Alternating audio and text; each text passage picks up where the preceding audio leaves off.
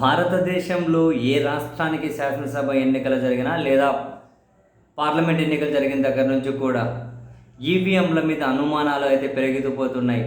అనుమానాలను నివృత్తి చేయాల్సిన వ్యవస్థలు అయితే అంత క్లియర్ కట్గా అయితే స్పందించడం లేదు. ఆంధ్రప్రదేశ్ శాసనసభ ఎన్నికల దగ్గర నుంచి, ఒరిస్సా దగ్గర నుంచి, మహారాష్ట్ర దగ్గర నుంచి, హర్యానా దగ్గర నుండి వరుస పెట్టి ఈవీఎంల చుట్టూ అనుమానాలు చక్కర్లు కొడుతూనే ఉన్నాయి.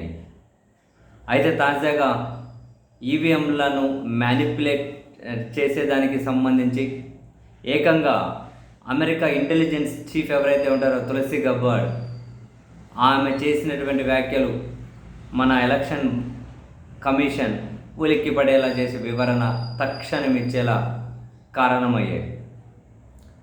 అమెరికాకు చెందినటువంటి intelligence chief, United States director general of intelligence Tulsi Gabbard, ఆమె ఏమన్నారు? ఈవీఎంలను మ్యానిపులేట్ చేసేదానికి సంబంధించిన ఆధారాలను మా కార్యాలయం సంపాదించింది. ఈవీఎంలను మ్యానిపులేట్ చేయడానికి సంబంధించిన ఆధారాలను మా కార్యాలయం సంపాదించింది అని ఆమె చేసిన వ్యాఖ్యల మీద మన ఎలక్షన్ కమిషన్ వెంటనే స్పందించింది. అట్లా లేదు, వాళ్ళ దగ్గర ఏ ఈవీఎంలకు సంబంధించిన ఆధారాలు ఉన్నాయో తెలియదు.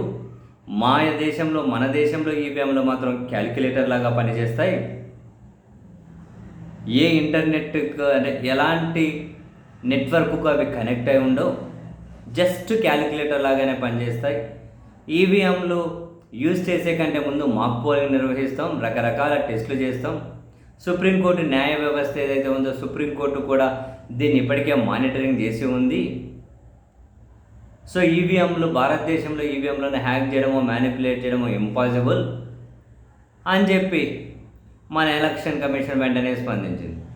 ఇంతకుముందు కూడా ఎలాన్ మాస్క్ ఈవీఎంలను మ్యానిపులేట్ చేయడం పెద్ద సమస్య ఏం కాదు, అది ఈజీనే అని చెప్పిన తర్వాత అప్పుడు ఎలక్షన్ కమిషనర్గా ఉన్న రాజీవ్ కుమార్ కూడా వెంటనే స్పందించారు. లేదు, వాళ్ళ ఇట్లాంటి మాటలు మాట్లాడుతూ పోతూ ఉంటారు, ఈవీఎంలను ఎట్లా మ్యానిపులేట్ చేస్తారు, ఇట్లాంటి వాళ్ళు చాలానే మాట్లాడారు, అది ఇది అని చెప్పి అప్పుడు కూడా స్పందించారు. సరే, బాగానే ఉంది. మరి అమెరికా ఇంటెలిజెన్స్ చీఫ్ కార్యాలయం ఏం ఆధారాలను ఫైండ్ అవుట్ చేసిందో మనకైతే తెలియదు. ఆధారాలు బయట పెడతారా లేదా అనే విషయం కూడా మనకైతే తెలియదు.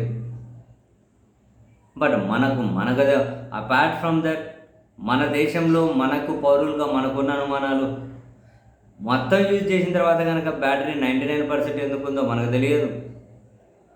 అంతా కనుక ఎప్పటికప్పుడు పోలింగ్ శాతం అప్డేట్ అవుతూ ఉంటుంది.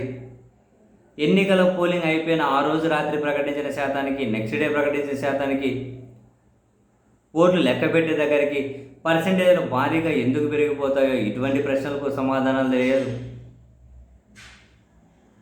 5% ఈవీఎంలను వీవీప్యాట్ స్లిప్లను లెక్క పెట్టండి అని చెప్పి సుప్రీంకోర్టు చెప్పిన తర్వాత కూడా దానికి వేరే అర్థాలు తీసుకుంటూ అనుమానం ఉన్న వాళ్ళు అప్లై చేసినా కూడా ఆ 5% వీవీప్యాట్ స్లిప్లు ఎందుకు లెక్క పెట్టరో తెలియదు.